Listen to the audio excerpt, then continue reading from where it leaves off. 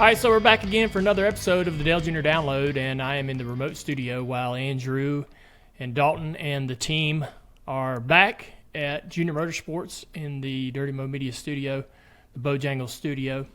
And another episode of Dirty Air brought to you by Tire Pros. Quick shout out to them.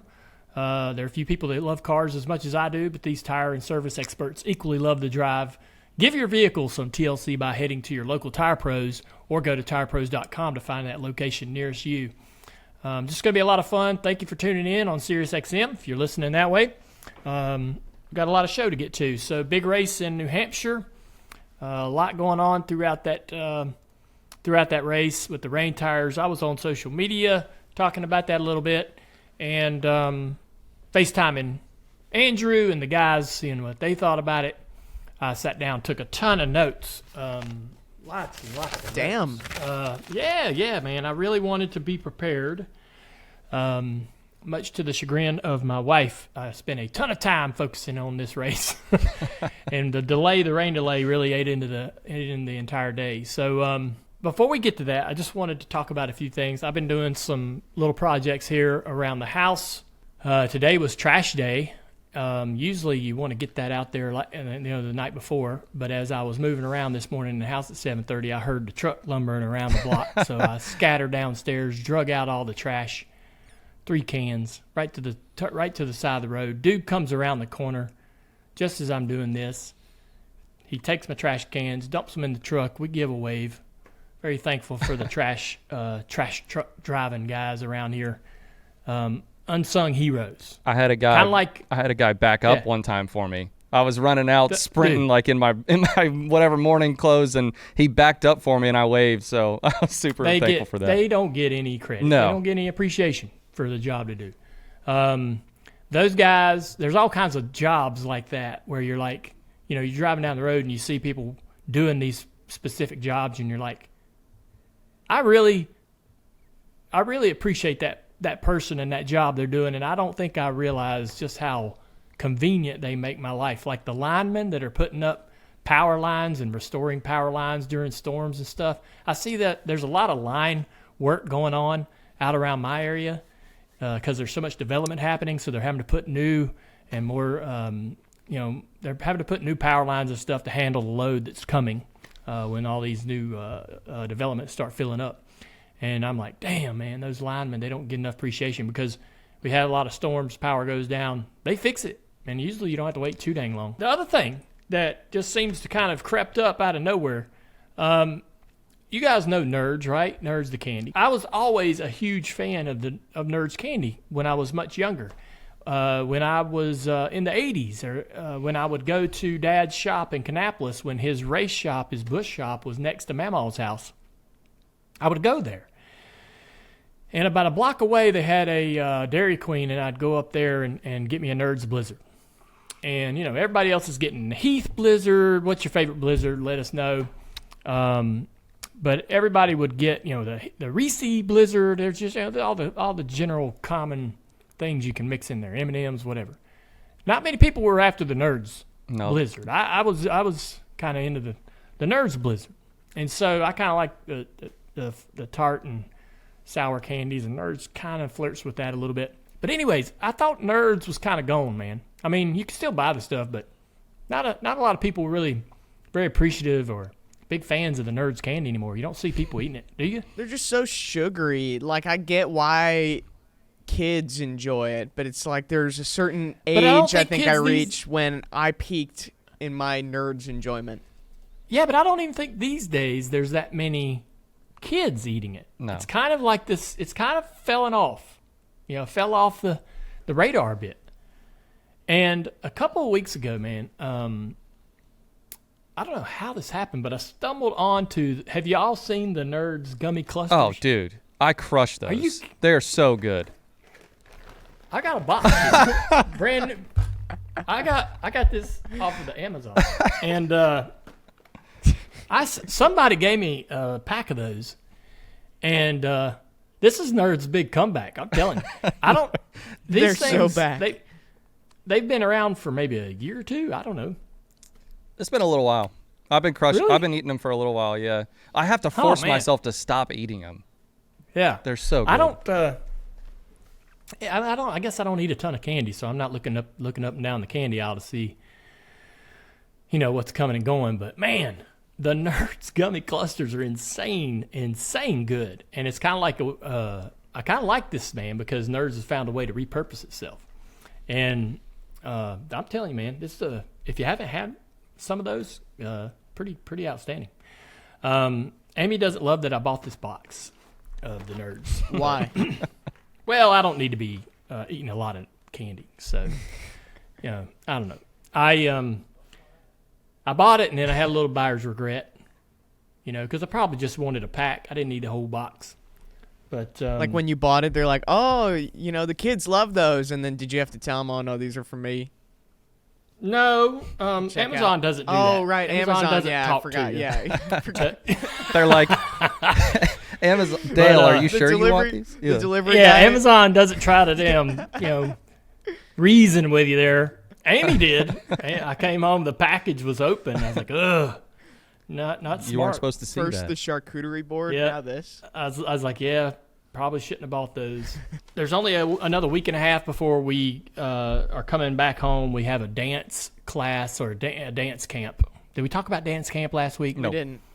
Well, I'm getting ready to get into. I'm gonna be the girl dad that is taking his little girls to dance camp, and so in about a week, Nicole and Isla will be in a dance camp that's a week long. Every single day, they go for about 2 hours, hour and a half. Nicole's going to go in the morning, and Isla will go in the afternoon. I'm going to go to both on the first day to see what it is, right? I have no clue. I mean, I imagine there's a bit of an introduction on that first day, so maybe you don't really get to see the meat of what they're going to be involved in and the dancing and whatever. And they're kids. They're only 3 and 6. But for the parents out there that have been through this, shoot me some advice on social media, and make sure you tag Dirty Mo Media there so we can get it up into the podcast next week. But I've got a couple more shows to do here before I actually go to dance camp, and so we can get some of those comments on the show, and you guys can sort of give me a heads up. Do they get like nervous leaving you? Like when you drop them off somewhere, do they ever kind of throw a fit? So no and yes. I'm gonna go and see if I can observe. Right, that first day. Days. Yeah, so they're probably, if I can help it, they won't be dropped off. But I expect Isla to be a bit nervous and scared to go in there and do it, and not want to join the group, right? And as soon, she's kind of shy like that, and then as soon as they get going, she's fine. But I'm expecting her to struggle with the concept of what's happening and it looking and feeling too big for her in the moment, right? So anyhow, I've heard take your iPad.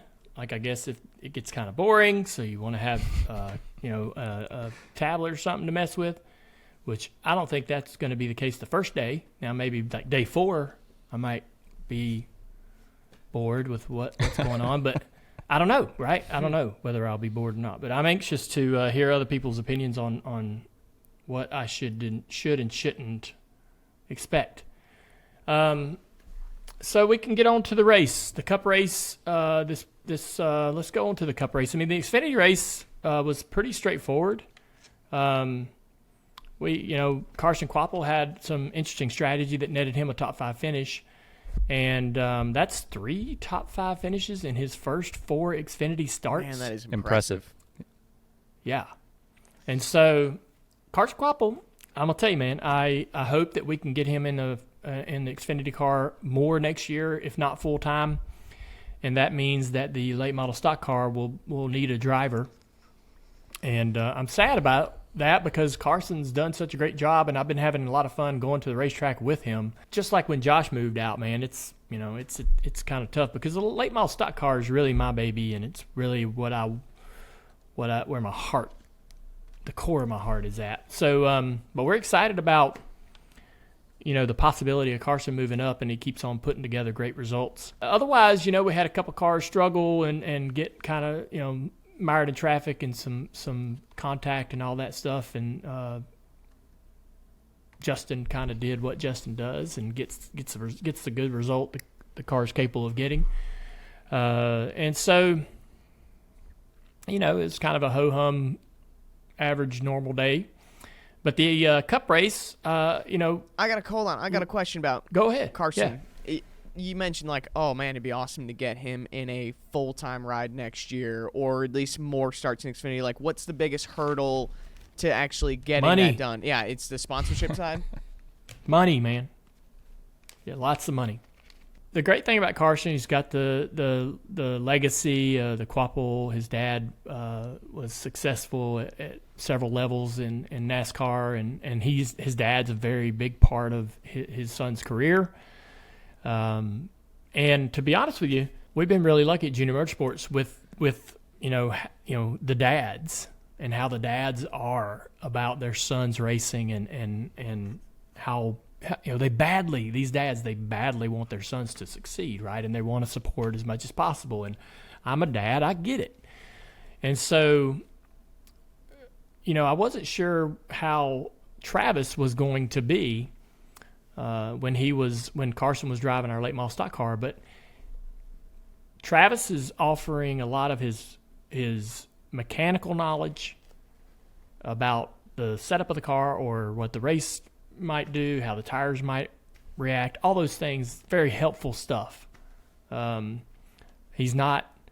never seen him verbally pushing Carson. He very much trusts Carson to manage this weekend or manage this day on his own. And he really lets Carson be Carson and lets him figure it out. He has a ton of confidence in his son. And so it's been a lot of fun, kind of working with Carson Kvapil and getting to know Travis. I didn't talk to Travis much when we raced together. And,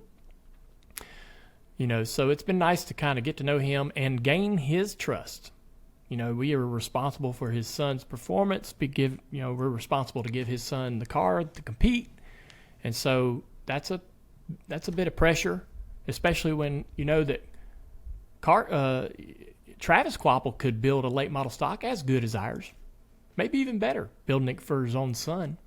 So that man's capable of doing that, and he's trusting his son to drive our car, and he's trusting in the opportunity and pipeline that might create for Carson up through the ranks. So it's been fun, and Carson has evolved a ton in terms of how he works in front of the camera, marketing himself, how he talks.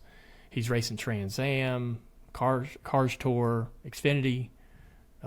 He's doing all kinds of things trying to, better prepare himself for what's coming and more opportunity. So, exciting kid to be paying attention to if you're looking for a young driver to sort of, invest in a little bit. That's a kid I'd be put some of my time into if I was a race fan. Dale, I've got a quick question for you. This was discussed on Denny's show and DBC. They said that for someone like Carson, right, it's a perfect example of, would it be better for him to run a part-time schedule in a car that's considered fast or like an A car, or a full-time schedule in a B or C kind of car running 25th or less in any series? I feel like that Ryan Preece had an opportunity at one point to go drive full-time in a 15th place race car in the Xfinity Series. And he decided instead to go run 5 races for Joe Gibbs. And that decision is why he is in the Cup Series today. If he makes the decision to drive the 15th place car, he may eventually still get to the Cup Series, but that's going to be a longer process. And so you got to bet on yourself. Go drive the great car for less races with the idea that you can get the results. If you get them, you're going to get more opportunities, and if you don't get them, you're going to lose, opportunities. But that's That's the facts of life, right? You eventually have to step up to the plate and see if you can hit the ball. And so, I think I'm very fortunate that I was never put in that situation. I don't envy being in that situation. That's probably one of the toughest decisions to make. Race less, but in a better car. But if for some reason you don't get the results in those very few opportunities, then you're kind of screwed. And so you spend all this money, you've got no results to impress anyone, and who knows what's next, right? It's very uncertain. And all kinds of things could happen to you in those brief opportunities. If you take a Gibbs deal that's 5 races, for example, like Priest did, right? He mechanical failures, other people's accidents. There's all kinds of things that can make you look bad. And so, luckily for Priest, though, he ran at New Hampshire, a track where he knows very well with the mods, did really well in that race. And so, you kind of got to. It's a bit of a chess match in how you pick and choose what opportunities to take. But sometimes guys don't get those, guys don't get to even choose that. There's a lot of guys out there that don't even, they can't go, hey man, did I put all my money in 5 races here? Because there's guys that can call Gibbs or Junior Motorsports and say, I want to run 5 races, and we don't have the room. We just don't. And so they have to go drive that 15th place car. It's not because they chose that over something else, right? So while that conversation that Denny and those guys had is correct, I believe it's better to win in truck, win in Xfinity than to drive in the back of the Cup Series. Yes, I agree with that. Go to the Cup Series and run in the back. You're going to be miserable. And it's kind of like getting in a job where there's almost no way to be promoted. And if you go down the Xfinity Series, kind of like John Hunter Nemechek did and a few others have, Cole Custer, go down there, get back to winning, get back to running up front, and start beating some of these prospects that people are looking at, that they think are the next great thing. You keep, you kind of prove again that you really have the talent. So that makes a lot of sense. Yeah. Plus, you're happier. God, you want to be happy in life. Racing in the trucks and winning in the trucks and winning in the Xfinity Series, you're going to be much happier in general over the course of the year than being miserable, floundering, struggling in the Cup Series. The Cup race this weekend, the whole conversation is going to be about the tires, the rain tires, wet weather tires. I don't think that they need a specific name. A lot of people want them to have like a specific name so it doesn't confuse people on what they're capable of doing. Rain tires is a little tricky though, because I think it was the Teardown that was talking about this. When you hear rain tires, you're like, oh well, they can race in the rain; it's no problem. So wet weather at least makes a little more sense. That's right. So that whole thing about that we need to have a conversation about what to name the tires. I know, it's stupid. It's freaking annoying. Dumb. I agree. So, anyways, the tires, there's a little bit of a disconnect, I believe, between what NASCAR knows about the tire and its capabilities, right?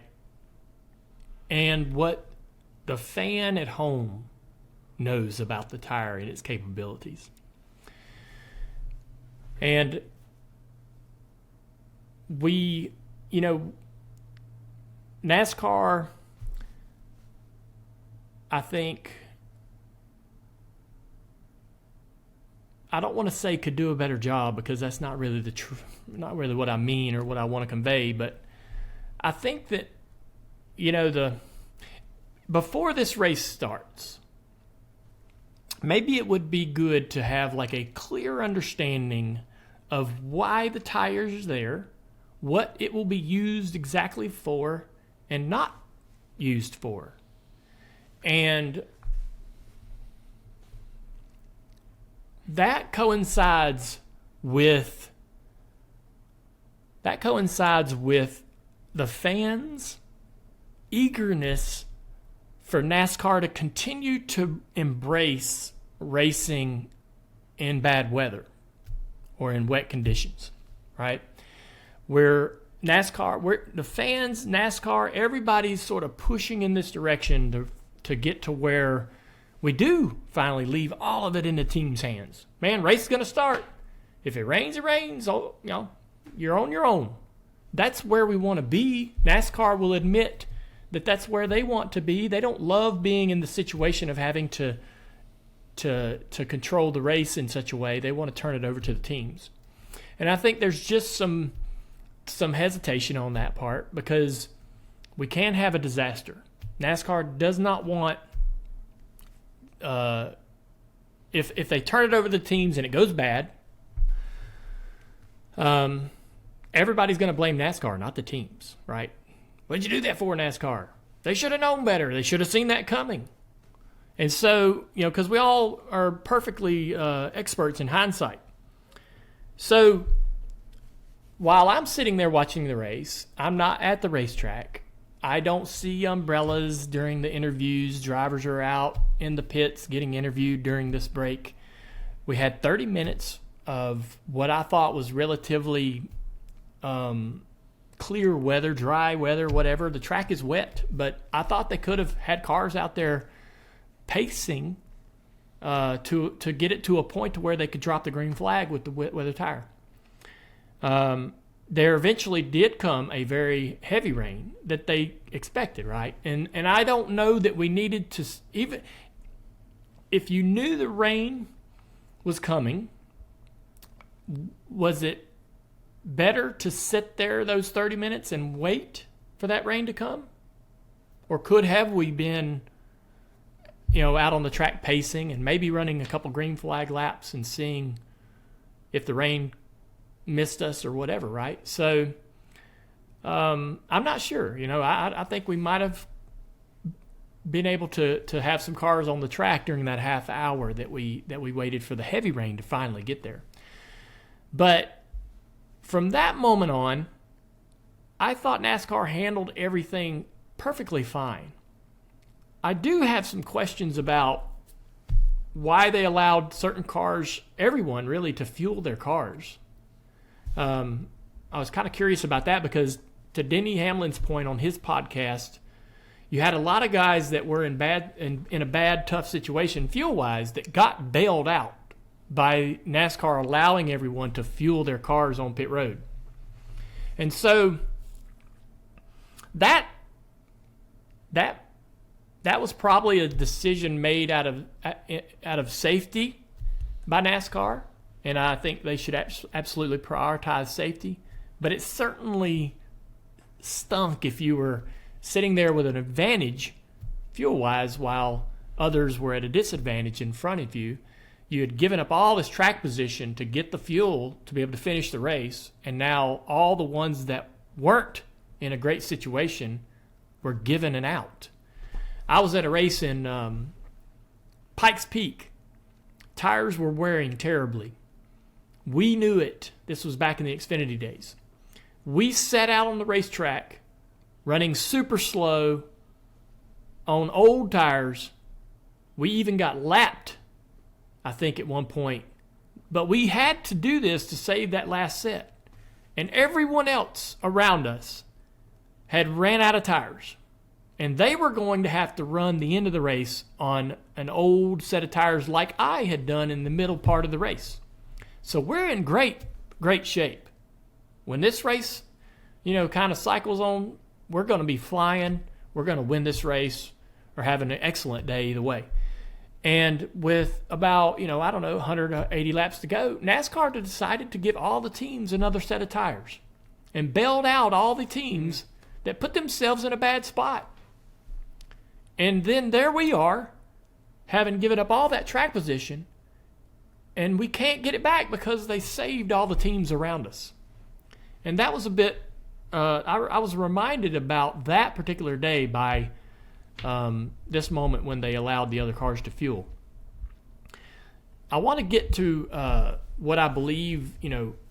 I say all this, right? But where I think NASCAR is hesitant on really turning all of this over to the teams in terms of when to pit, what tire to put on, is because of the dangers it presents on pit road. So if pit road's wet, we saw, Noah Gragson go into turn one, put the right rear on the paint and spin out, right? There's a lot of marks, paint, all kinds of areas on pit road that could present some problems for drivers coming into their pit stalls. Especially if you're coming to pit road with a slick to get a wet tire in wet conditions. It's very dangerous. And if you're trying to do that under live conditions, you're pushing hard. Drivers don't have a lot of experience doing that. You have crewmen out on pit road changing tires on other cars, gas cans, fuel man. All of those things could be disrupted. You could have spills, fire. And I unfortunately was at Atlanta when Ricky Rudd lost control of his car and crashed into Bill Elliott's team while they're changing tires and killed the right rear tire changer. And so I feel like that's really the last hurdle for us, and is how do we adapt to the dangers of a wet pit road so that we can get to where we want to go with the wet weather tire, and allowing the teams to have a lot more control over the strategy that they want to have during these situations. So I don't think NASCAR is worried about what's happening on track. Obviously, the drivers did an amazing job. As soon as they dropped the green flag, the drivers went everywhere to find grip. There were some crashes, there was some mistakes, but it was not a circus. It was good. It's fun to watch. The apprehensive actions of NASCAR, I believe, are out of safety concerns for pit road, which as impatient as I am for this, this sport to finally get to where we are racing on ovals with a wet tire, I believe it's the right decision for them to be cautious. Summer is finally here, and when I'm thinking about my summer plans, it involves hanging out by the pool, barbecuing on the grill, and obviously sports. For NASCAR races to baseball games, there's nothing like kicking back and catching a game with some friends, some buddies, family. FanDuel helps keep me up to speed with the latest action in the sports world. All I have to do is open the app and make up any of the bets that I'm in the mood for. And this summer, FanDuel is hooking up all customers with a boost or a bonus daily. That's right. There's something for everyone every day, all summer long. So head over to FanDuel.com/Dale and start making the most of your summer. FanDuel, official sports betting partner of Major League Baseball. 21 plus and present in North Carolina. Opt-in required. Wager requirements apply. Bonuses awarded as non-withdrawable bonus bets or profit boost tokens. Restrictions apply, including bonus expiration. See terms and conditions at FanDuel.com/sportsbook. Gambling problem? Call 877-718-5543 or visit morethanagame.nc.gov. If they took out the pit road, let's say pit road is perfectly dry but the track's wet, do you think that that's the only thing holding them back from turning it over to teams and drivers? Or is it some other data that we're not sure of? Because to your point, I don't really know what the difference is right now between oval and road course racing other than pit road being a problem. Yeah. I mean, I feel like that I would say that there are concerns about drivers getting on to pit road, trying to get to their stalls, trying to do that with individuals running around trying to change tires and so forth is a scary situation. And so, how do we? What are the protocols they can build into place to where we can give some of the strategy back to the teams, but also continue to protect the crew members and people that are going over the wall to change tires and fuel the cars. So, I want to allow them all the time in the world to sort this out. They did what they did. There were some moments where I'm like, I wish they could decide. Oh man, there was one time they came down pit road and everybody got the fuel. Well, it's like, well, wait a damn minute. You're not going to lose any spots. Everybody fills up their tank, so all that strategy that they had worked on for 200 laps was out the window. Then they couldn't change tires. There's one caution they couldn't change tires at all. Mm-hmm. There's another caution where you could change tires, but you had to put on the reins. You couldn't, and so there's those moments those moments are a little frustrating, but when you really step back and go, hey, we want to finish the race. We want to see the checkered. We want everybody healthy.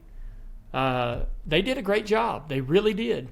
And the patience that they had to not call the race, I don't think when it was raining super, super hard, they had this one shot of Reddick and his crew on top of their pit box. It's pouring. I think, if NASCAR had called it in that moment, no one probably would have been able to argue too much about that decision. They waited, they saw that, hey, this rain's going to pass through. We've still got time in the day.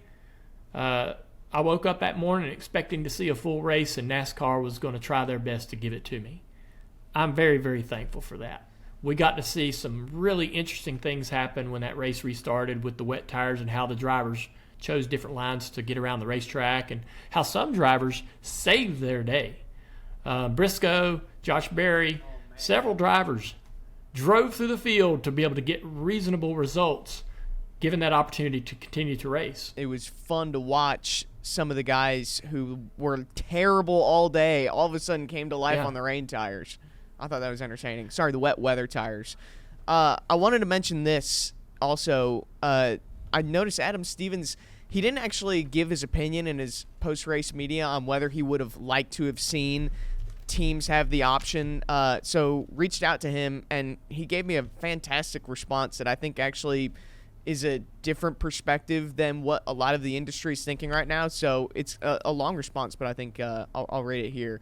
I would not be in favor of letting the teams decide when to change to slicks. This would be too dangerous, in my opinion.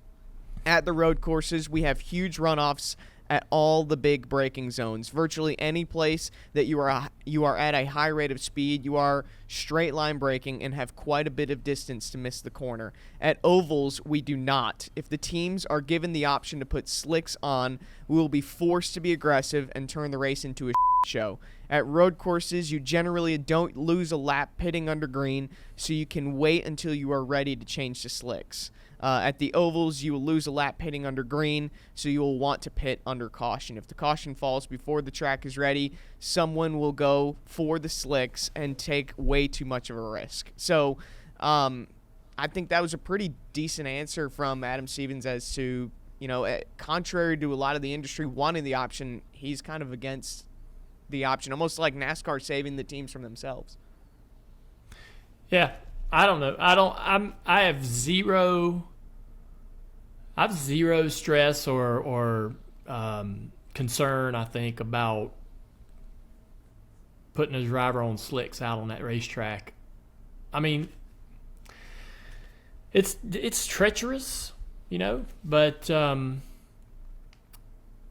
yeah, I mean, I think we've eventually got to do that, don't we?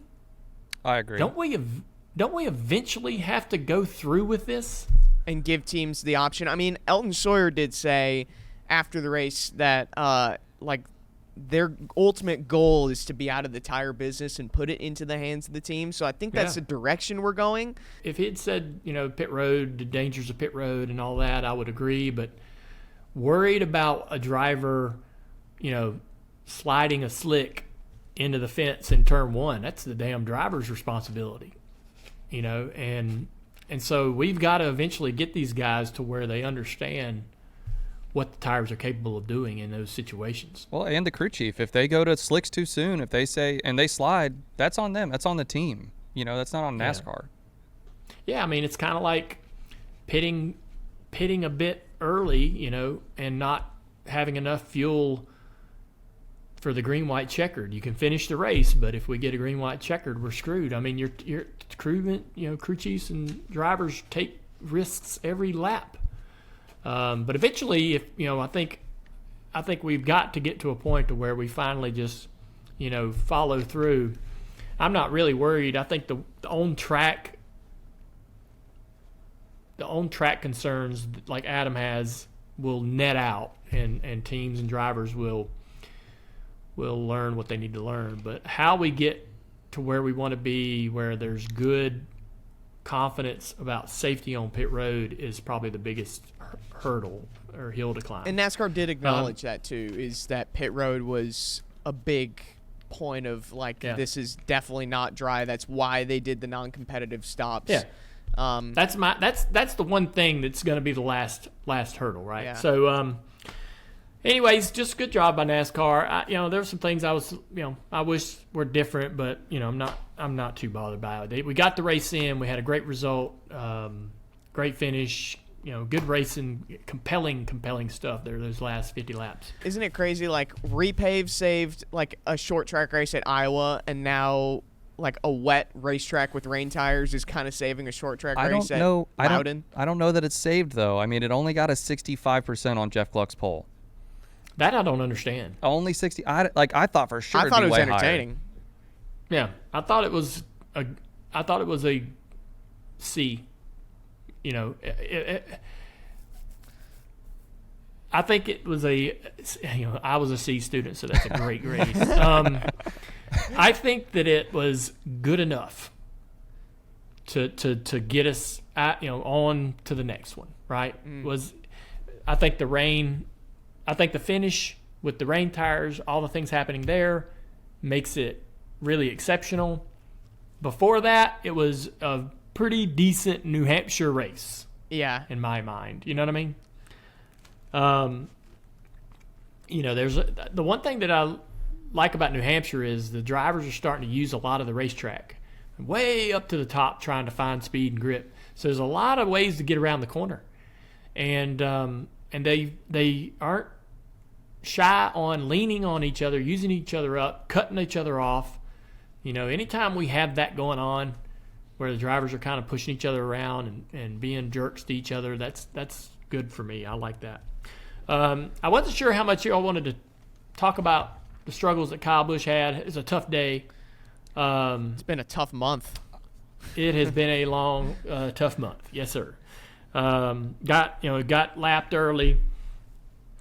And I hesitate to really talk about this much because we warned him last week about the media. We do not want to be part of the media. And we were right. There was a lot of tweets about, man, it's hard to see Kyle Busch like this, and a bunch of memes and stuff. And I think that's indirect ways of turning up the heat on him to get him to break.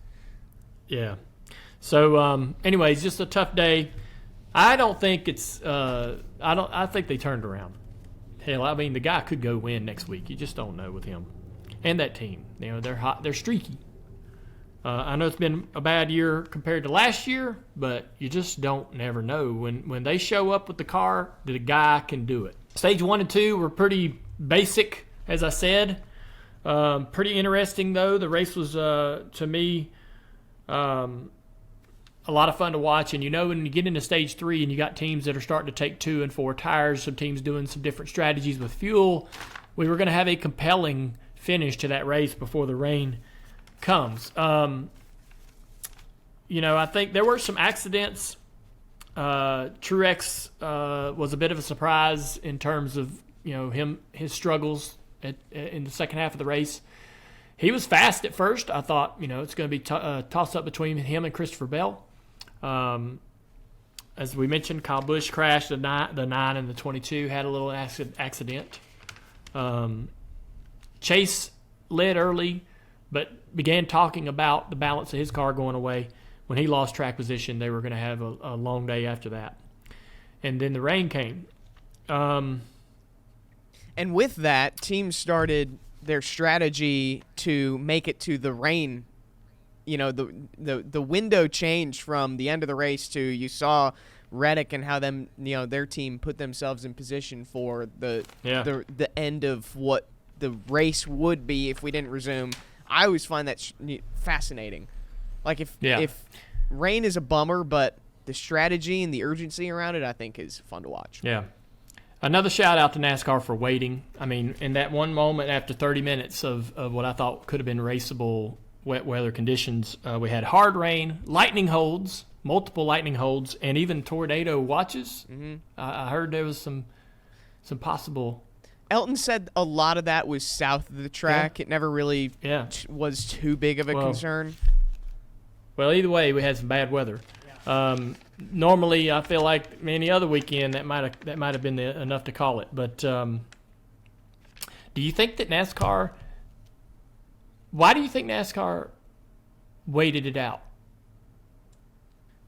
I think it's because they had the window, and honestly, it was the rain tires saved it. It's like we had prior to this, we had 3 different oval races that we knew worked on the rain tires.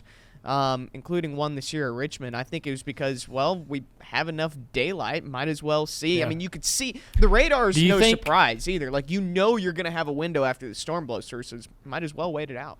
Do you think Charlotte, the 600 and all that, and how that went down had anything to do with their persistence to wait? I was going to say that I think this was a power of social media kind of moment where after Charlotte, there was a lot of flack, and then during this rain delay, everybody was like, go, come on, get the wet weather, let's go. Do you think that they have any understanding of what's going on in the social media world in that moment? Well, Mike Ford was tweeting during the break about, yes. So they definitely are aware of what's, now whether or not they listen, that's on them, but it's just, they are aware of what's being said on X or Twitter. Yeah, I got you. All right. I appreciate Mike Ford putting that tweet out. He said, for clarity's sake, when it comes to ovals, these cars do not have wipers or flaps. Mm-hmm. They didn't have the full, kit for racing in the rain. NASCAR has been consistent on not racing on ovals if there's rain and or the track could have spray or safety purposes. So that's where I like that. I appreciate that. I like that that clarity. And I think that's what I really didn't understand. So, because I felt like, we 2 years ago at Wilkesboro for the All-Star race, they put the rain tires on, they're racing the cars. I know it wasn't raining, the track was drying. If I don't have every single case of how and when the rain tires were used sitting right in front of me, and I'm just going off of pure adrenaline watching this race and wanting to see the finish, I feel like in the last couple of years, NASCAR has sort of been pushing the envelope slowly to get to where they want to go in terms of being able to run the tires and let the teams handle the strategy, right? So Mike Ford had to come in and say, no. We don't do this. We don't do this on ovals. And so, I was like every other fan in the moment going, why ain't they out there? Get them out there. Looks fine to me. I don't see any umbrellas. It's not raining. Even if it's drizzling, what the heck, All those guys have, their windshields treated to a point to be able to handle the rain and all that. But, I feel like NASCAR just had to say, we get it. We're just not there yet in terms of what the fans and even some drivers want. I saw Kyle Larson retweeting Jeff Gluck about, wanting the teams to have control over the tires and everything else. But one of the things that I will say was pretty interesting was Reddick on top of his pit box when he started to realize that there might be a real chance that they restart this thing.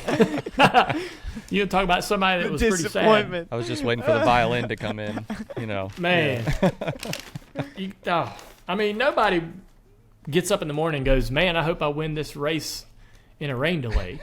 But when you're thrown into that situation and he's given, a good hour to consider that, hey, he might actually win this race, that sucks, man, when they're like, all right, back to cars, drivers to your cars.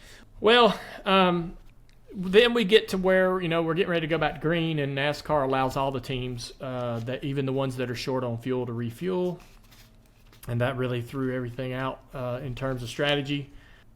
What'd you think of Larson kind of snapping back at his spotter?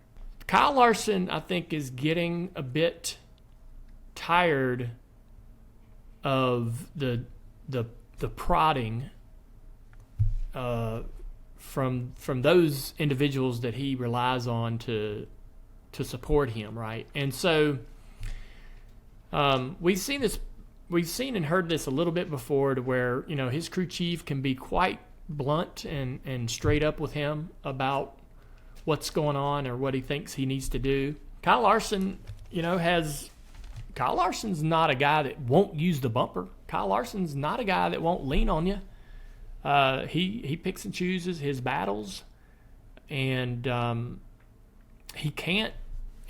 In that instance, coming off of turn 4, Hamlin decides to use him up and take the line away.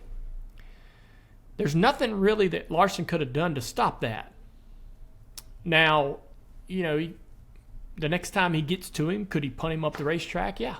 And I think that's kind of what they want to see him do, is let Denny know on the track, right, that you're sick of it, right, and that you don't want him to, in that situation, Denny, you're not going to, next time we're in that situation, you're not going to take the corner. You're going to give me room. You're going to race me fair.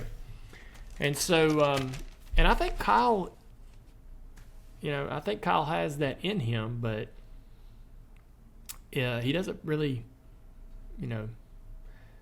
I think it's way deep in the toolbox. He's not an overly aggressive guy when you kind of push him around a little bit. He doesn't get too crazy. He just races. And I think they're trying to tell him, look, man, we stop letting that happen. And he ain't wanting to hear that from his guys, right? So he snapped and finally shot back and made it pretty clear that type of information from his spotter isn't something he's wanting to hear any time in the future. Yeah, is that what that conversation looks like this week? Because I know, and TJ even mentioned it on DBC, that you've been in arguments with him. Oh, yeah. But you guys are, you can get over that. What does that conversation look like between Larson and Tyler Mon this week? They don't probably have one. Me and TJ wouldn't have sat down and needed to talk it out. Really? If I would have said that. Yeah. It's just you're racing. It's heat of the moment. He said what he said. You're like, I don't want to repeat what Larson said, but that's pretty much the end of the conversation right there. Larson's the driver. It's the final word. He's the last laugh. He's the, whatever he kind of says at the end of the deal is what's up.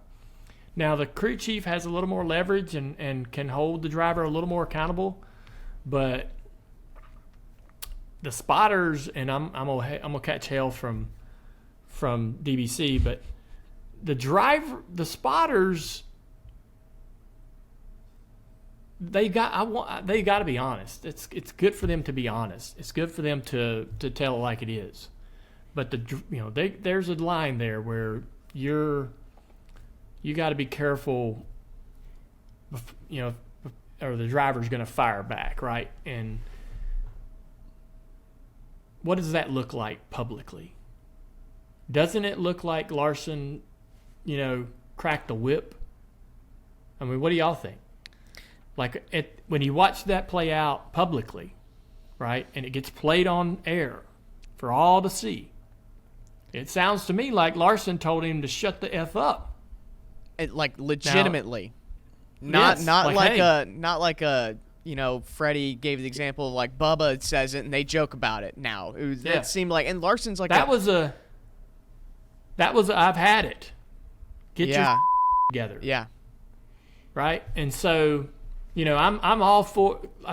If I'm Larson, I think he's saying, look, I'm all for you being honest, but that's I don't need that, right? I don't need that bullshit. I look at it a little bit like when I watch, stick and ball sports and all of a sudden teammates are jabbing at each other. I almost immediately always go, oh, it's over. They lost. That's because they're not unified now. Yeah. And it's a little bit different in this instance, but I'm like, that's not a great look.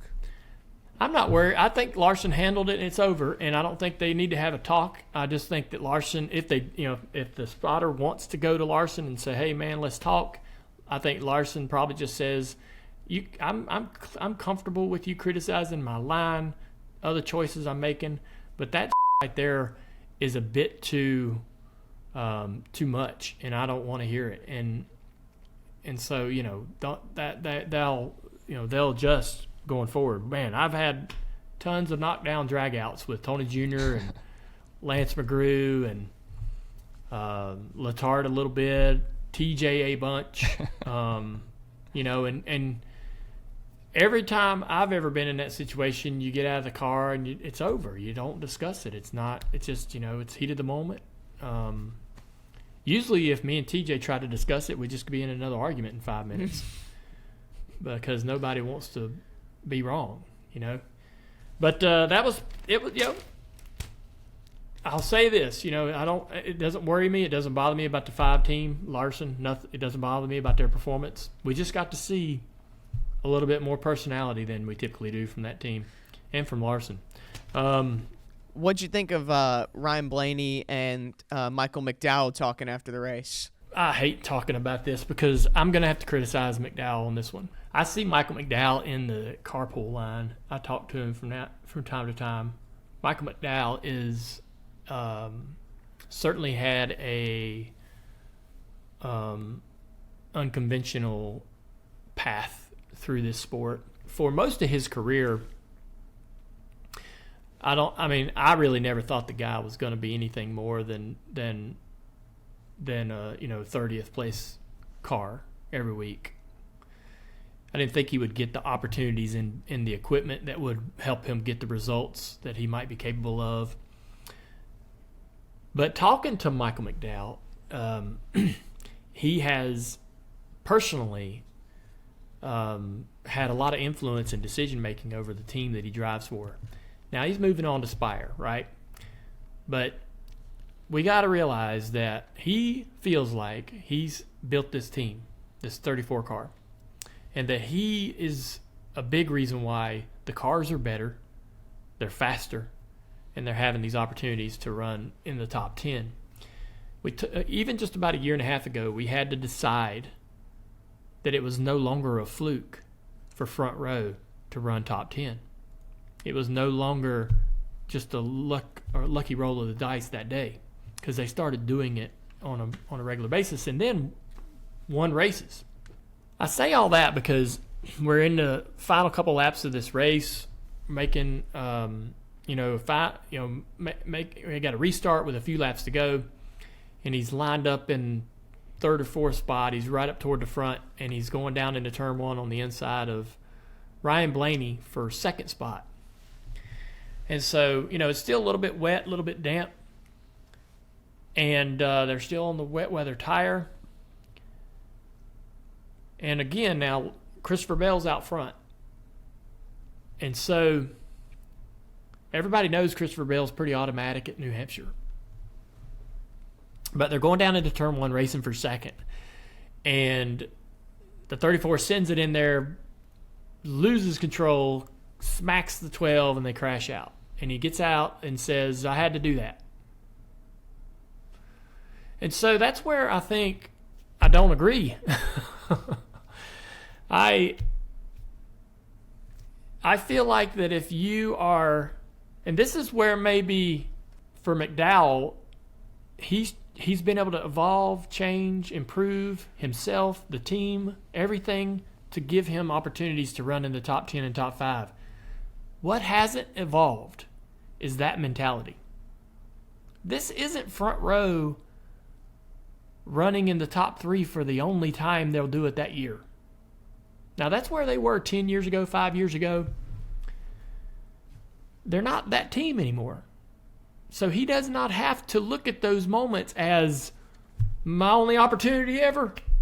This is it. Here we go. We're jumping off the cliff. So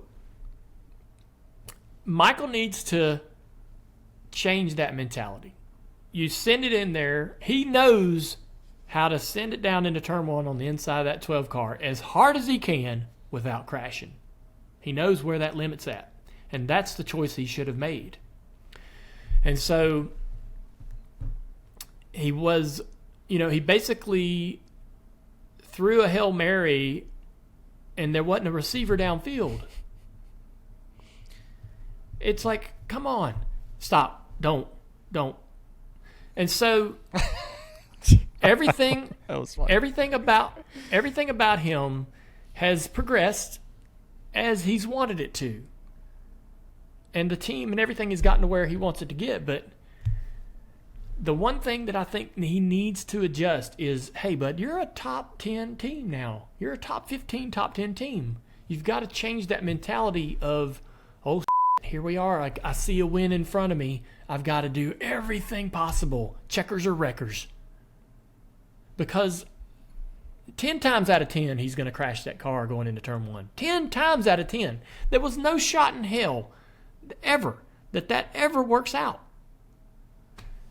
And so, he takes out another car unnecessarily. It's not a great look. Even the reasoning behind it, even the excuse, the reasoning behind it doesn't add up.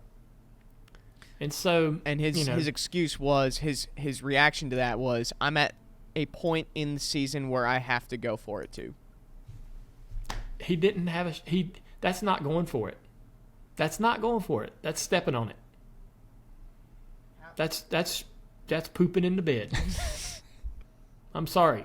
There was no win there. He's not gonna make the corner. What did he think was happening?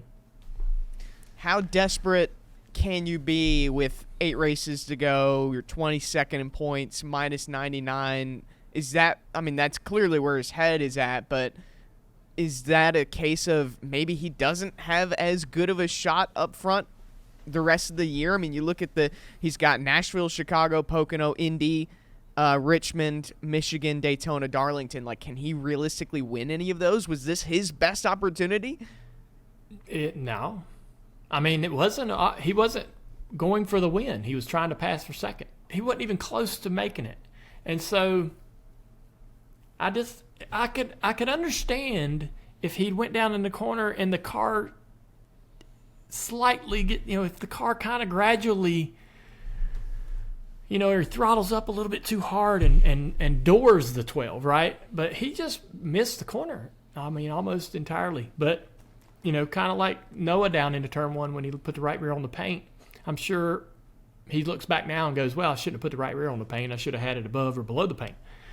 But, there wasn't the car. You could tell the car was just like not even close to making the corner. I just hate it because Michael could have finished. Look, I know I gotta win. It's my only chance to make the playoffs. I gotta win, but I bet you everybody in that organization would love to have that back. Would have loved to have seen that car finish second, third, fourth, or fifth. That's a big confidence boost, right? It's finishing second, third, fourth, or fifth, and you never know how that affects the next couple races, right? You go into these other tracks having a lot of head full of steam, and now you're in 12th, wherever he finished at. I don't know. 15th. Blaney finished 25th. Yeah, I mean, it's just live to see the next quarter, live to see the next day, right? Like that's kind of as I'm not a race car driver, but that's what I've been told by race car drivers is that you live to see that.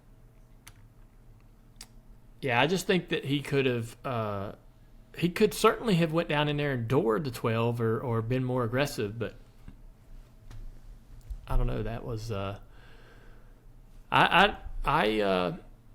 and I like the guy. He's a super dude.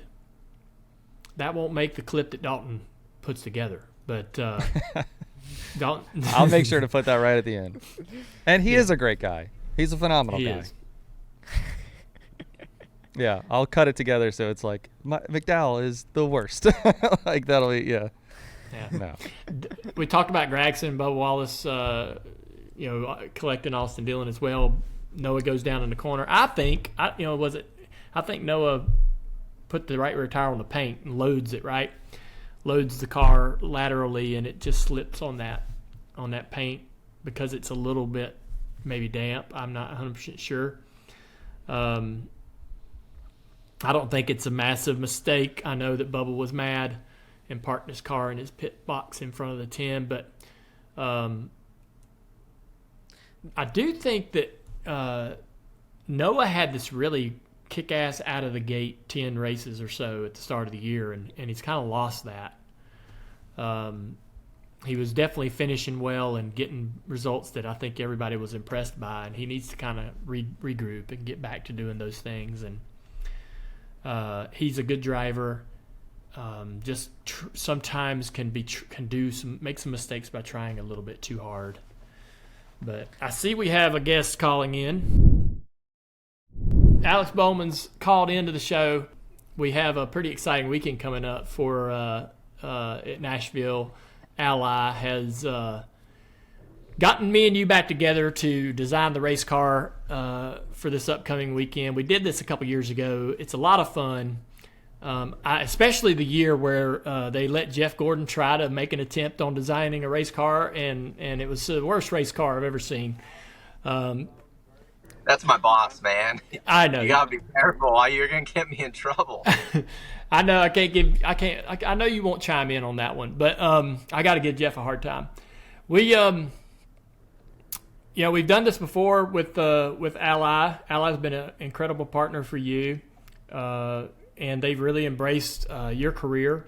I guess just talk a little bit first about your relationship with Ally and how you've enjoyed that. Yeah, obviously, I've worked with a bunch of different partners and took over from you in the 88 and then took over from Jimmy in the 48. And I was, I didn't know how it was going to go working with Ally, right? Like, I'm my own person. I've certainly, followed in the footsteps of you wasn't easy, and Jimmy is not easy either. But Ally has been so cool to just embrace who I am. And it's been so much fun working with them. It's been a really good time. We've had a lot of really cool initiatives and a lot of really cool paint schemes along the way. So excited about this one. Obviously, the Ally 400 is a huge weekend for us. It's been a rough one over the last couple of years, but I'm excited to get there this year. I think our team's in the best place it's been in a long time.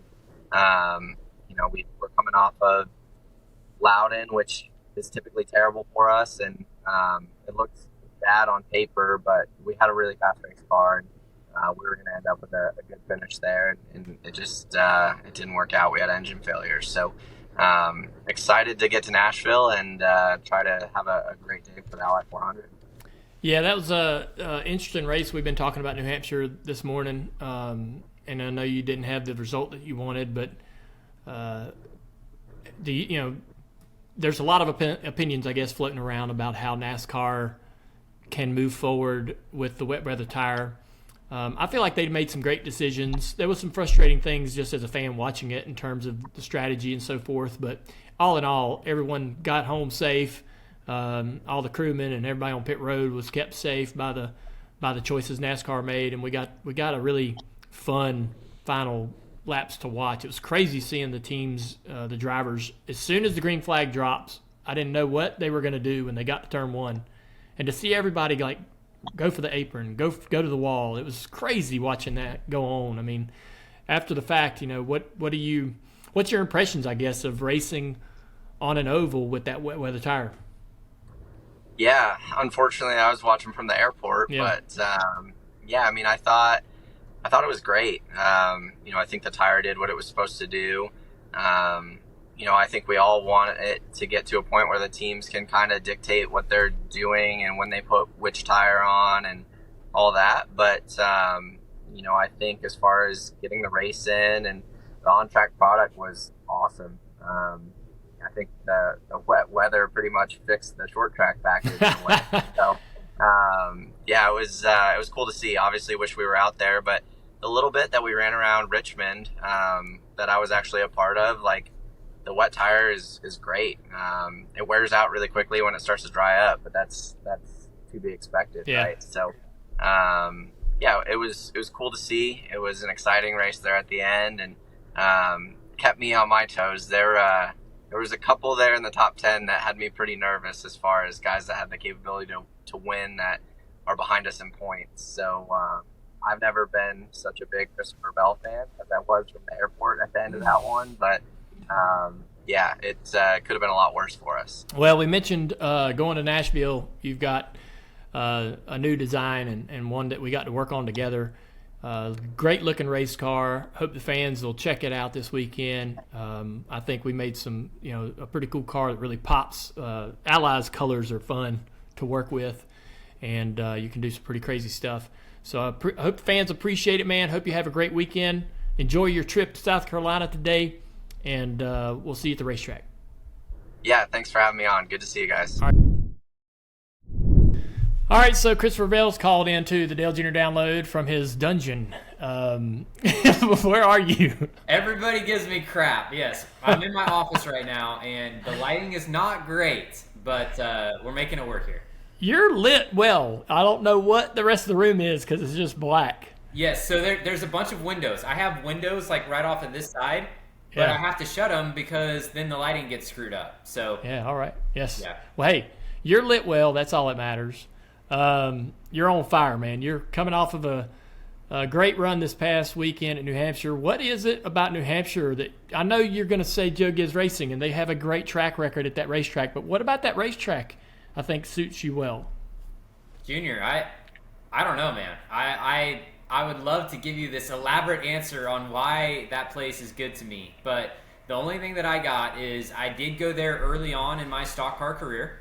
Whenever I was at Busch Motorsports, we took a super late model up there, and we ran a super late model race. Like, it was probably within my first 10 pavement starts in my pavement career.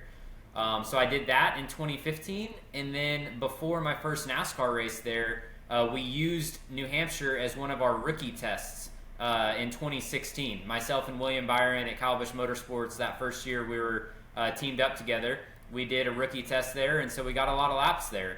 And from that point on, I've had great cars, and I guess I figured out how to drive the cars around the track. Well, it's interesting because for whatever reason, when a driver goes to a racetrack and has success there, wherever they get their first truck win or Xfinity win, it's like almost a lock that they're going to be good there the rest of their career. And so it's interesting you bring that up. It's a lot of fun to watch that race. I thought, for the first two stages, it was a relatively predictable, normal New Hampshire race. Still good, but nothing really out of the ordinary. Of course, we got the rain, which I didn't think we were going to get restarted, especially as bad as it looked there for a while. And then the finish. And a lot of people's day changed between the dry and the wet. It's like two parts, right? You ran great in both. Was there a big difference for you in terms of how the car drove or how it feels on the wet weather tire? Yeah, it was two totally different races. And honestly, that's one of the things that I'm most proud of out of our whole weekend at Loudon was the fact that we start the race in dry, and I'm able to pass for the lead, win the first stage, and then we kind of I lost it in the second stage. Martin drove by me, and the strategy got flipped there with all the yellow flags at the end of stage 2 and stage 3. So we kind of got put behind a little bit, but then all of a sudden, wet weather tires, once again, I'm able to pass for the lead and lead laps. So we were very successful on both the wet and the dry conditions. And my car drove tremendously different. Obviously, the grip level was way less in the rain tires. The one thing that did stay consistent was my balance. And that goes back to Adam and my team. We have had the rain tires on the cars a number of times now between North Wilkesboro, that heat race that we did in the and with the rain tires, and then starting the race at Richmond. So we were slowly building up our notebook of what the car needs from staggered slick tires to no stagger in the treaded tires. And my guys nailed it. I mean, the thing drove really well. The grip level was obviously down in the damp conditions, but hey, man, the less grip, the better for me. So I loved it. Is the grip getting better as you get toward the finish of the race? Are you always having to sort of adjust, entrance to the corner and how deep you can get in there? Is it a bit of a treacherous thing? So that's actually interesting because what we've learned with these wet weather tires is when you run them on a fairly dry surface, the grip level is pretty high. And the tires don't allow you to corner as fast, so you're still slowing down for the corners. But yeah, I mean, by the end of the race, in the somewhat dry groove, the grip level was high, and it was just about getting your car to turn enough, and then once you would get it turned in the center, the exit, you would still go across damp places, and you'd be kind of squirrely a little bit, sliding around. But yeah, I mean, the grip level is increasing that entire time from the time you hit the track, and it's as wet as it's going to be, and then as soon as it dries or it's starting to dry, you're gaining grip the entire time. So I want to give you a chance to talk about Truex as a teammate.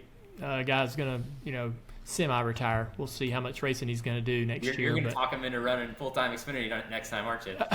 He told me he can't drive anything but Toyotas. I don't know how ironclad that is, but how is he as a teammate? What are you going to miss about Truex? Dale, Martin is he is my idol, my role model, and he's the guy that I want to be similar to whenever I get to be 30, 40 years old. Well, I guess I already am 30. That's depressing. Yeah. But yeah, whenever I get to be older in my Cup career, and I've told Martin this time and time again, but what I respect the heck out of him for is he does himself. He cares about winning races, being the best driver that he can be, and that's it. And he's doing it for himself at his own way. And I just think that's awesome. There's in this new day of age where we're in, social media and all this building your brand, right? Which building your brand is important, don't get me wrong. But myself, Christopher Bell, I want to be known as the race car driver Christopher Bell. How good of a race car driver I am. I don't want to be known for selling myself on social media or, I want to be a race car driver. That's who I am. That's who I want to be. And I respect Martin because that's who Martin is. So you won't be breaking any news. This will be coming out after the press conference today. Chase Briscoe will be announced as a new teammate for you guys. We all know Chase. We know what kind of racer he is. I think that this is a great fit. I think he'll do well. The team, anytime you get a new driver, you don't want to miss a beat, and I think it's going to be seamless. What's your excitement level with Chase coming on board? Yeah, so me and Chase have a long history, and I think we're literally a day apart in age too. So we grew up through the same stuff. He grew up in Indiana, I grew up in Oklahoma, but we were both dirt track racing, and I think it's going to be fun to be reunited with him. I've been teammates with him on the dirt track stuff between sprint cars and micro sprints and all that stuff. But then once we got into NASCAR, he had the Ford path, I had the Toyota path, so we've been competitors. And it's going to be nice to be reunited on the same team. I think he's a very hard-working person, and he puts in a lot of effort into his team, into his organization. So I think he'll be a good addition to the JGR camp. All right, man. Well, we love being able to talk to you. It's exciting to see you have such a great season and building toward the playoffs later this year. Thanks for giving us a little bit of time today. We know you got a lot going on. So we appreciate you, Christopher Bell, and we'll be watching this weekend. Thank you. We'll see you next time. Everyone's calling him a champ favorite now. You look at the tracks he's won at and how similar they are to Phoenix, including he won Phoenix this year. If he can make it to the championship four, everyone's saying he's the guy to beat this year. Do you agree with that? Well, I think he can go to the championship four, and I think if New Hampshire's any indication of how they'll run, I think that's kind of similar to Phoenix. So he's in a better situation this year, I think, than he was the past couple of years. And so as long as the brakes don't fail or anything weird doesn't happen to him in Phoenix, I think he's racing for it. I really do. He's got a great shot at it. But there's it's just too it's hard to tell. Looking at the playoffs, we got 10 drivers with wins. 11 through 16, Truex, Chastain, Gibbs, Bowman, Buescher, and Logano. Logano gained 19 points to the cut line. Buescher gained 23 points to the cut line. Bubba Wallace lost 19 points and fell out of the top 16. So that's going to be compelling to watch. Bowman talked about how nervous he was at the end of that race.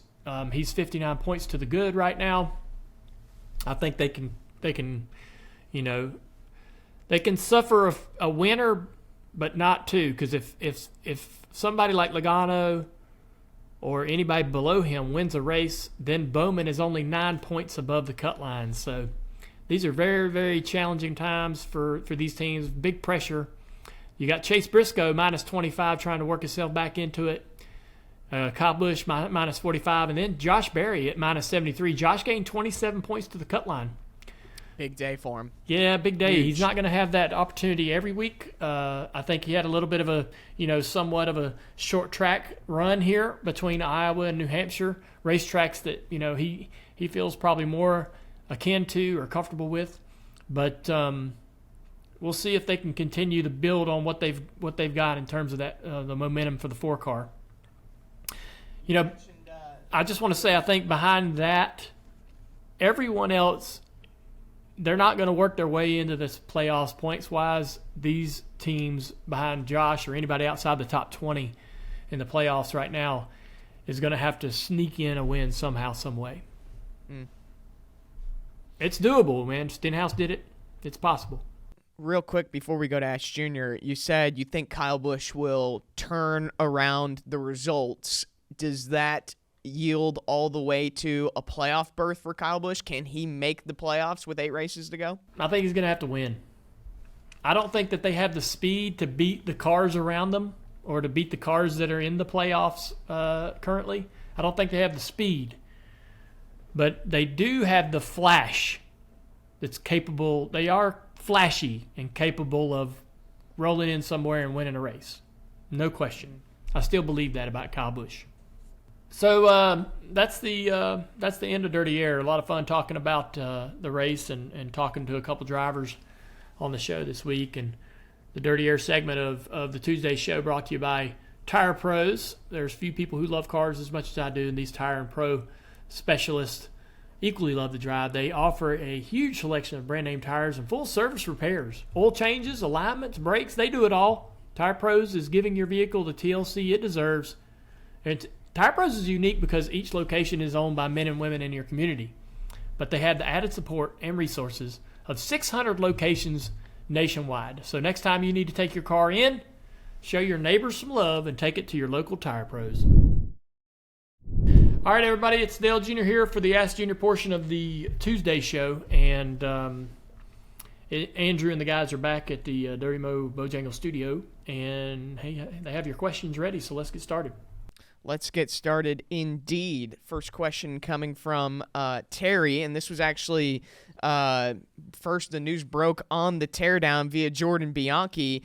The schedule rumors that happen to be potentially in play for next year. It's looking like Atlanta, Homestead, and Watkins Glen are out of the playoffs. Darlington, Loudon, and Gateway are going into the playoffs. What's your reaction to that? I'm disappointed about Homestead leaving the playoffs. We ran Homestead years ago, early in the season, and it was weird.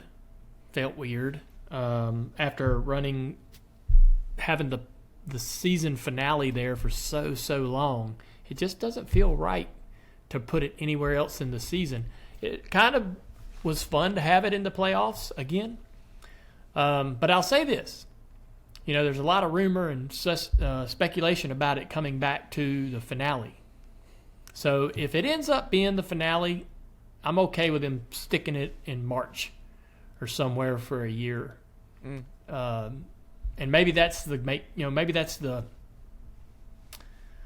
maybe that's sort of the trade-off. It's like they want to give some of these other tracks a little bit of an experience of what it's like being in the playoffs. And Homestead, you're going to be the finale, so we're going to stick you over here in March. Not a favorable date for you, probably not your favorite time of the year to be racing in the NASCAR series, but you're going to get back to the finale. Go sit over here for a bit while we sort of entertain these other tracks in the playoffs. So, Dale, I've got a hypothetical for you. I'm going to give you 3 options, and you can pick 2. All right? So the first option is you keep Homestead in the playoffs. Second option is the Roval goes to the Charlotte Oval in the fall race. Or the third is North Wilkesboro gets a points race. Which 2 are you taking? Wait, I get 2? You get 2, not all 3. I would say I definitely would put Wilkesboro getting a points race at number 1 by far. I think that's probably well, I just do not think that Wilkesboro survives without that. I think that Charlotte going away from the Roval, I would be in favor of that, going back to the Oval. So you could lose Homestead. That's probably as a not a playoff popular race. take. Homestead's fun. Wherever we race it in the year is whatever. I believe it belongs in the playoffs, and it's a great finale. Is it the only track we can have the season finale at? No, but it was a great one, and going back to that will be fun if that's what happens. But I just don't love the Roval. I'd rather watch the cars race at the Charlotte Oval. Not a deal breaker. Probably won't ever happen. They'll probably never go away from the Roval. But I would keep Homestead in the playoffs, and I would be okay with leaving the Roval as is. Okay, that's where I would disagree with you. Yeah. Anyways, it's interesting. Yeah. This next question is coming from Rose. They saw you had they keep seeing this commercial. The Bass Pro Shops commercial that I think we just recorded. What behind-the-scenes details, like what does a commercial shoot look like from your perspective? Well, they're pretty easy going these days. I put a lot of pressure on myself when I was younger to shoot commercials, and I was always really super nervous and awkward about it. So that if they ever turned out good, it was a surprise to me. But these days, I get a little bit more involved in the creative. So we shot a commercial in a Sam's Club for Hellman's last week, and so I'll get the email about the idea for the shoot, and I'll help them rewrite the script and change the scenes around and stuff like that to where I think it's a better deal. And a more comfortable messaging for me, or something that would be believable, right? And so it was fun. We had this. They wanted me to go to a Sam's Club and talk about this new Scan and Go app that they have, where you basically, it's pretty smart. You basically, as you're getting stuff off the shelf, you just scan it with your phone, put it in your cart, and then you pay on your phone, and you walk up to the clerk at the door and just show them your receipt. It's over. You don't have to go through the checkout line, not even self-checkout, right? So you're checking out as you're shopping, and that's where I think all this is headed. But anyways, they wanted me to do that. So how do I do that genuinely, right? That doesn't look corny or cheesy. And so we wrote a script as, hey, now that I don't race full time, I'm the guy that's in those Sam's Club or grocery stores, and when I run into people that I know, I talk their ear off. And so, like, Justin Allgaier's coming through trying to get some stuff for a barbecue for the 7 team at his house, and I'm like, hey, Justin, man, what's up? What you doing? Oh, you getting some ground beef? What's going on? And I've given him all kinds of advice on how to cook his burgers and using Hellman's and all that stuff, and he's like, I gotta go. Like, I can't. Like, he's on the phone with his wife, like, I'm going to be here for 30 freaking minutes. Junior's here. And so I keep running into him and just slowing down his whole, process. So pretty fun. And you wrote that script? That was your idea? I helped them change it to where it felt like something I would do. So it's when you see it, I don't look out of place or it doesn't look forced, I guess. Yeah. So I like that. I wouldn't never do that back in the day. I wouldn't. If I saw something, I'm like, this isn't believable, I would just do it anyways, But now I kind of get more involved in it, and I don't put a lot of pressure on myself for it to be great. I just try to be myself. And the one thing too is that I never knew, that took me a while to learn, is you got to be bigger than you think. Like like you feel like you're overacting in a sense. You can be too big, right? You can be too big, and we've seen instances of that, I think. But if a lot of times you're timid and you're not an actor, right? So you're not going to try to be an actor. But sometimes you got to push yourself to be a little bit bigger and react a little bigger and laugh a little harder and just try, because the camera tones it down. The camera knocks it down, and that's tough. You have to see this. You have to watch. You have to get filmed shooting a scene and then go over to the camera, watch the scene, and see where you're not nailing it, right? But it's just a commercial. I mean, it's not rocket science, but it's fun. Yeah. It's fun. It's fun. You try to do them, and you're like, man, I feel like I did a good job on this one. And sometimes they hit, sometimes they don't. And it's cool to see it on TV when it goes too. Also, go ahead. It is, yeah. I mean, that's the end result, right? Is to be able to see it on TV or see it where it's supposed to go live, and hopefully it gets approved the way you shot it. A lot of times the creative team or the brand, the sponsor, right, that you're promoting doesn't love what you shot, and you got to go back and redo it. Yeah. And a lot of times they take a ton of the humor out, which is kind of, you'll write something that you're like, man, this is so funny, and they'll take the best part out. You're like, dang. Happens all the time. Happens with paint schemes too. You design paint schemes and you're like, this is awesome, and they're like, well, we don't love that part, and you're like, but that's the best part. And they're like, yep. And also, fun fact, Dirty Mo Media did that production. We do more than just podcasts. We shot that whole commercial. We shoot a lot of commercials. Yeah.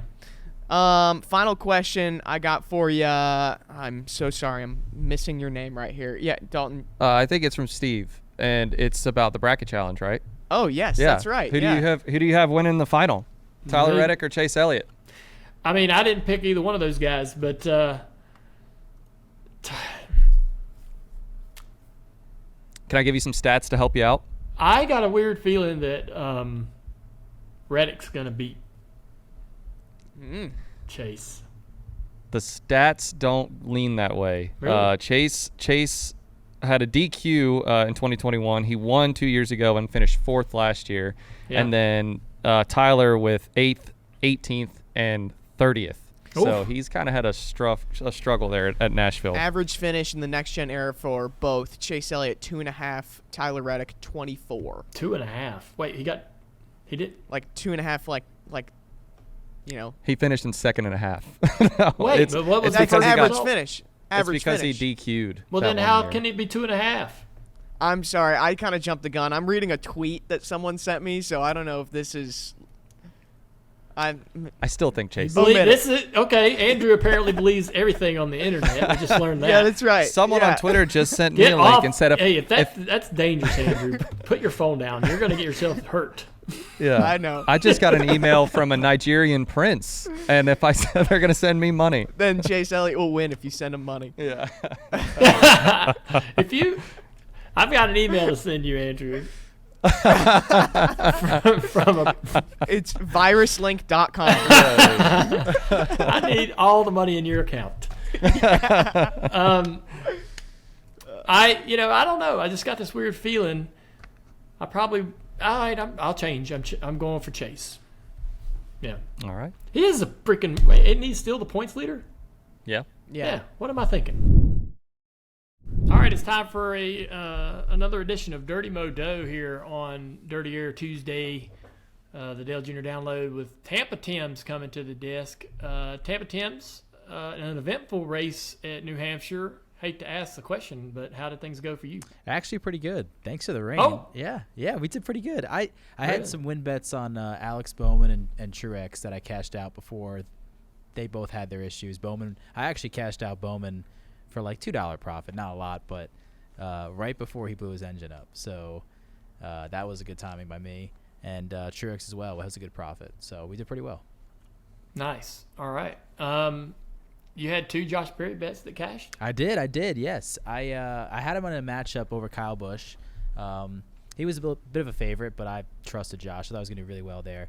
And then I split a bet between – I had a win bet on him, and then I had a top 5 bet on him as well. And so it lucked out. So good run for him. Yeah. So, what other bets did you have going on this weekend? There were other sporting events happening throughout the weekend? Yeah, I had a couple golf. Not too much luck there. It was, a little low-level tournament. And then I know me and Andrew have been talking a lot about our Euro 2024 Copa America soccer tournaments, and that's been on in the office all day. So I just cashed one. Mbappe, best name in sports. He just got 2 shots on target. So don't know what that means, but we cashed it. So the over on corners, man. Yeah, that's a big one, too. Pretty big. Yeah. Last week we had a in studio bet that did not pan out. Did not pan out. No, not at all. So your hot streak came to an end. Yes. We're trying to get the wheels back going a little bit, but yeah. And unfortunately, I can't play today, man. Not here in South Carolina. Yeah, no. There's not much going on today. Now the Stanley Cup's over, NBA Finals are over, just soccer and baseball really. So I got nothing for today either. Well, we do got a race coming up this weekend at Nashville, and I know Dirty Mo dropping Thursday on our Dirty Mo Media platforms. You guys will handicap the field, but you got any early gut feeling? Yeah, I mean, this kind of is very similar to last year when Ross Chastain won. Kind of a quiet year for Chastain, then he all of a sudden dominates the race. I kind of feel like this Trackhouse's backyard. They'll put a lot of emphasis on this. I do like targeting Ross this week. I think we'll get some good value when the lines come out. Do you cash out if he's sitting there in second or third place, or in the second stage of the race? Ooh. Or do you hang on? Man, normally I would cash out, but man, Ross is so aggressive. I think you have to stay. I think you got to stay and see if he beats him out of the way. All right, Tampa Tims, I appreciate you, man. Look forward to seeing how things go for you this weekend. Thank you. All right, it's time for the white flag. Dropping Sunday night, the teardown with Jeff Gluck and Jordan Bianchi. Monday, actions detrimental with Denny Hamlin. I want to go back to the teardown. Jordan and Jeff talked a lot about the schedule, some of the rumors they're hearing, some great stuff on that show. And then Denny Hamlin covers his experiences with the rain tire and everything that went on during the race Sunday, and had a lot of great insight from the behind the wheel of the race car. Door Bumper Clear obviously come in hot with their opinions on everything happening throughout the race weekend. And dropping tomorrow, Speed Street with Connor Daly and Chase Holden. Also, we got a great interview with Jeff Green coming up for the Dale Jr. Download that drops tomorrow. Thursday, DJD Reloaded is back, and then Dirty Mo Doe to tee up all the bets that they feel will cash for this race weekend in Nashville. Also, I just announced that I'm going to be racing at Langley Speedway on July the 20th in the Hampton Heat. It's going to literally be a hot one. I'm not sure what I was thinking when I signed up for this one, but I'm gonna cook for about 2 or 3 days there in Langley, around Norfolk. I used to go to Langley as a little kid when I'd go stay with my mother in Norfolk. My mom lived there for 2 decades, and we'd go visit her twice a year at the least.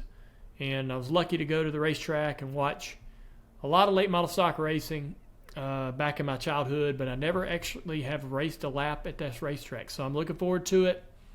Hopefully we're going to, build a brand new car to go up there and race, and hopefully we'll have some fun and have a competitive race. And so looking forward to that. Also, Dalton, you got the tweet of the week. Yeah. First of all, a real quick side note. There are so many people who want to apply to be your pickle guy. Okay. They want to supply pickles, find pickles, whatever. They're all for it. Apply Apply to be the such a pickle guy. strange, yeah, I want to be the pickle guy. The tweet of the week, this one stuck out to me, and you'll see why. It was in response to the video where you asked, is it better to go to the racetrack? Is that where you fell in love with racing, right? Versus like seeing it on TV. And this guy, Wade79 on Twitter, said, his ex-wife hated it till she went to Talladega. When she watched it on TV, she was bored. As soon as she got in the stands and saw/felt the cars go by, she fell in love. So I'm glad she fell in love with one thing that day. There you go. Because it was his ex-wife. Oh, my gosh. Well, that's the tweet of the week. Damn, son. More confirmation from fans and folks that they're sharing their experiences about how they fell in love with NASCAR, and nothing like seeing it live and in person. We'll close out the show with a note about John Force. John was involved in a terrifying crash at the drag strip this past weekend, and not a ton of information really about his injuries, but we just want to wish John Force the best, thinking about their family. John was one of our most popular guests, just an entertaining, incredible conversation. And I've met him many, many times in my life. He was the Dale Earnhardt of drag racing. And, just tough as nails, and we feel like we know he's going to battle through this, whatever injuries there may be. But we're all thinking about John Force as we close out the show.